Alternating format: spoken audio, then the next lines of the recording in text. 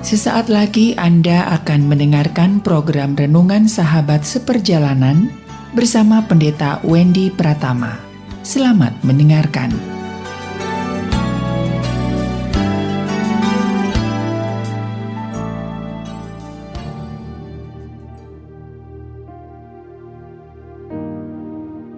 Selamat berjumpa kembali dalam layanan audio Sahabat Seperjalanan. Hari ini adalah hari Selasa 22 November tahun 2022. Tema renungan saat teduh kita dengan judul Penyebab Rumah Tangga Runtuh.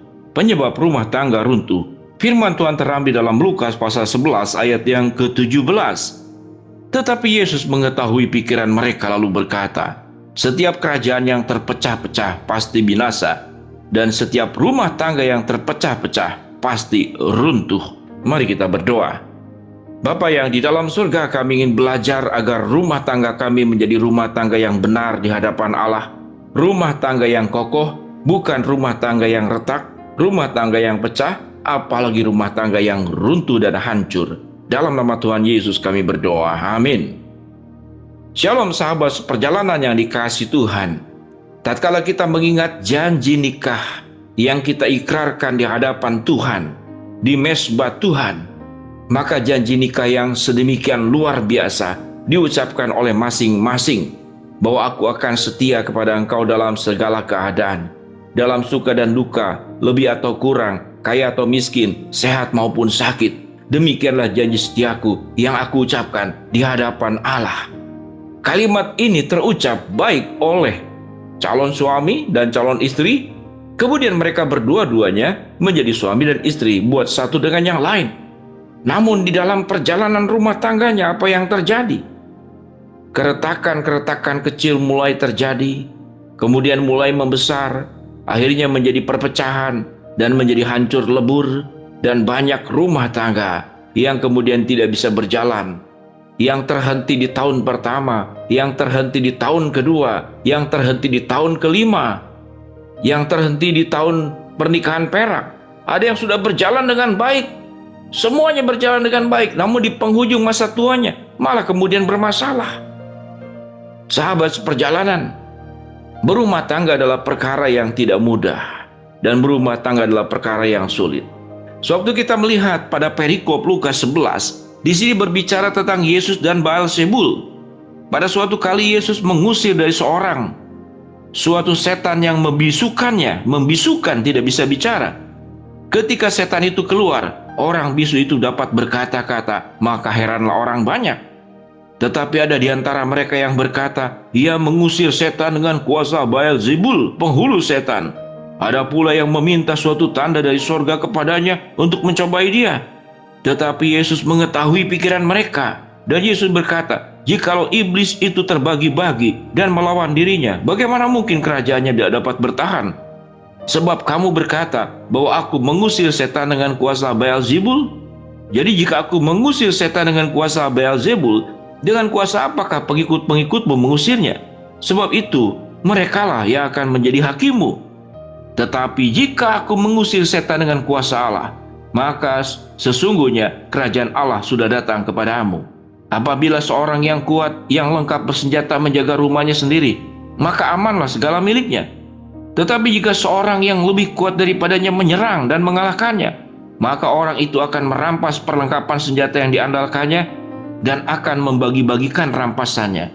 Siapa tidak bersama aku, kata Yesus, ia melawan aku. Dan siapa tidak mengumpulkan bersama aku, ia mencerai-beraikan.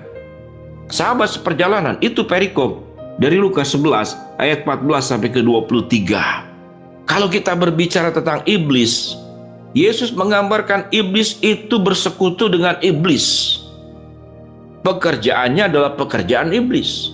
Pekerjaannya adalah pekerjaan menghancurkan. Dan kita mengatakan setan masuk ke dalam orang bisu itu membuat dia tidak bisa bicara. Dan Yesus menjamah orang bisu itu membuat dia bisa berkata-kata. Sahabat seperjalanan, rumah tangga adalah peperangan.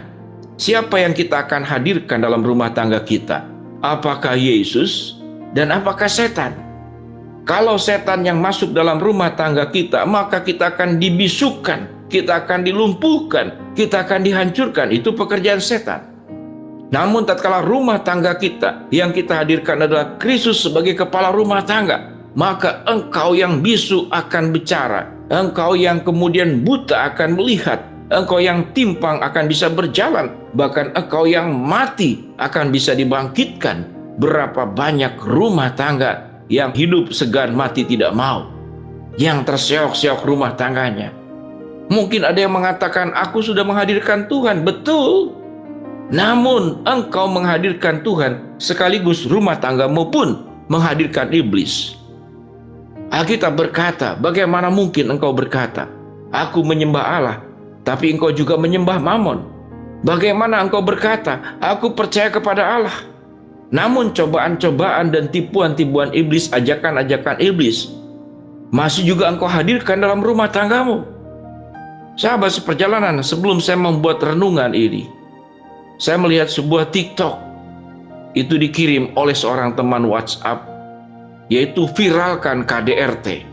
Di TikTok itu diperlihatkan seorang suami yang menganiayai istri. Kemudian ada orang yang mengvideokan peristiwa itu.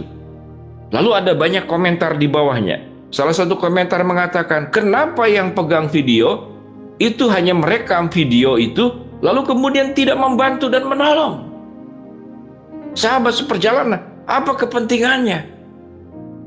Mungkin aja orang yang memvideo itu adalah yang sepakat dengan pihak suami yang menganiaya istri, atau yang video itu hanya untuk cari konten. Bagaimana mencari keuntungan di tengah penderitaan orang lain? Bukankah seperti demikian? Mencari keuntungan di tengah penderitaan orang lain, atau mencari keuntungan di tengah kebahagiaan kecil dari orang lain. Ada orang yang bagi-bagi uang 50 ribu, 100 ribu, kemudian dibuat video, dibuat TikTok, diviralkan, lalu kemudian kita dikenal sebagai orang yang dermawan, orang yang baik, tapi di video, di-upload. Hanya dengan uang 100 ribu seluruh dunia tahu apa yang kita lakukan, apa yang kita buat. Sahabat seperjalanan, apa itu penyebab runtuhnya rumah tangga? Pada prinsipnya, kita tidak bisa membawa dua tuan dalam rumah tangga kita. Kita tidak bisa menghadirkan Kristus sekaligus juga menghadirkan setan dalam rumah tangga kita. Kalau Kristus yang dihadirkan dalam rumah tangga kita, maka kebaikan-kebaikan yang akan tumbuh. Pengertian, pengampunan, penerimaan, rangkulan, kasih, cinta, kesetiaan, ketulusan, kerja keras, daya juang. Itu yang akan kita lakukan. Namun kalau iblis yang dimasukkan ke dalam rumah tanggamu adalah sikap egois, ingin menang sendiri, ketidaksetiaan, selingkuh, malas, kasar, KDRT, berkhianat, tidak tanggung jawab, kekanak-kanakan, sedemikian banyak yang akan terjadi kalau engkau sertakan setan dan iblis ke dalam rumah tangga kita. Maka rumah tangga akan dibuat bisu, rumah tangga kita akan dibuat lumpuh, rumah tangga kita akan dibuat gelap gulita, tidak bisa melihat hal-hal yang baik. Mari sahabat seperjalanan, lewat renungan ini ingat baik-baik bagian firman Tuhan. Tetapi Yesus mengetahui pikiran mereka, setiap kerajaan yang terpecah-pecah pasti binasa, dan setiap rumah tangga yang terpecah-pecah pasti runtuh. Pastikan yang menyatukan rumah tanggamu adalah Kristus, dan pastikan setan yang suka menghancurkan rumah tangga tidak berada dalam rumah tanggamu. Mari kita berdoa. Bapa yang dalam surga, terima kasih buat kebenaran firman Tuhan pagi ini. Hamba-Mu berdoa buat sahabat seperjalanan yang sedang sakit, Tuhan jamah sembuhkan. Sahabat seperjalanan yang sedang menghadapi masalah, Tuhan bukakan jalan. Sahabat seperjalanan yang sedang memohon berharap sesuatu, khususnya buat pemulihan rumah tangga, Tuhan dengarkanlah doa-doa kami dan Tuhan kabulkan. Dalam nama Tuhan Yesus kami berdoa. Amin. Shalom sahabat seperjalanan, saya mendoakan setiap rumah tangga sahabat seperjalanan senantiasa dalam keutuhan, dalam kebahagiaan, dan menempatkan Kristus sebagai Tuan dalam rumah tanggamu. Shalom.